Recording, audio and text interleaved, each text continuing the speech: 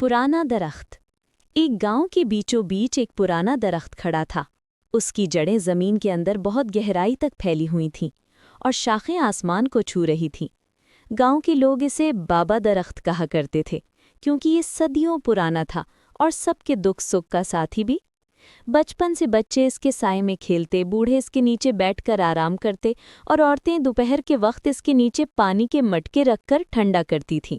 गर्मी हो या सर्दी, ये दरख्त हर मौसम में गांव वालों के साथ खड़ा रहता। कहते हैं कि जब कभी किसी को कोई मसला पेश आता तो वो दरख्त के नीचे आकर बैठ जाता। अजीब बात ये थी कि इंसान के दिल को सुकून मिलता, जैसे दरख्त अपनी खामोशी से कोई पैगाम देता हो। गांव के बुजुर्ग कहते थे कि ये दरख्त अल्लाह की एक निशानी है, जो हमें सब्र, बर्दाश्त और कायम रहने का सबक देता है। वक्त गुजरता गया, गांव जदीद होता गया, लोग शहरों में रोजगार की तलाश में जाने लगे, नए घर बनने लगे और कुछ लोग सोचने लगे कि ये पुराना दरख्त जमीन घेरे बैठा है।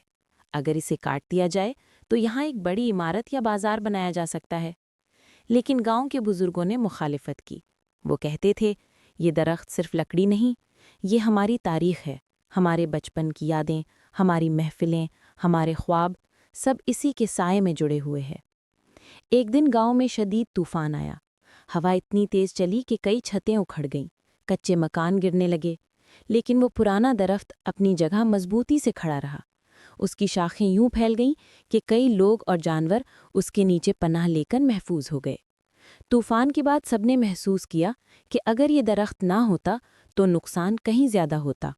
उस दिन के बाद किसी ने भी दरख्त को काटने का नाम तक ना लिया, बल्कि गांव वालों ने फैसला किया कि इसके इर्द गिर्द एक छोटा सा बाग बनाया जाए, ताकि बच्चे खेल सके और मुसाफिर आराम कर सके।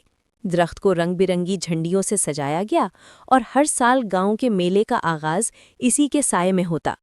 वक्त गुजरता गया, नस्लें बदलती गईं, मगर दरख्त अपनी जगह कायम रहा। वो गवाह बना कि किस तरह एक छोटा सा गांव बढ़कर एक बड़ा कस्बा बन गया। आज भी जब कोई अजनबी इस गांव में आता है तो सबसे पहले उसे इसी पुराने दरख्त के नीचे ले जाया जाता है। वहां बैठकर हर शख्स को अजीब सुकून और ठंडक महसूस होती है। यूं लगता है जैसे वो दरख्त अब भी जिंदा है, सांस लेता है, सुनता है और अपनी खामोश जबान में यही कहता है, इंसान आएगा जाएगा, लेकिन दरख्त और ज़मीन हमेशा रहेंगे। उनकी हिफाजत करो ताकि आने वाली नस्लें भी सुकून पा सके।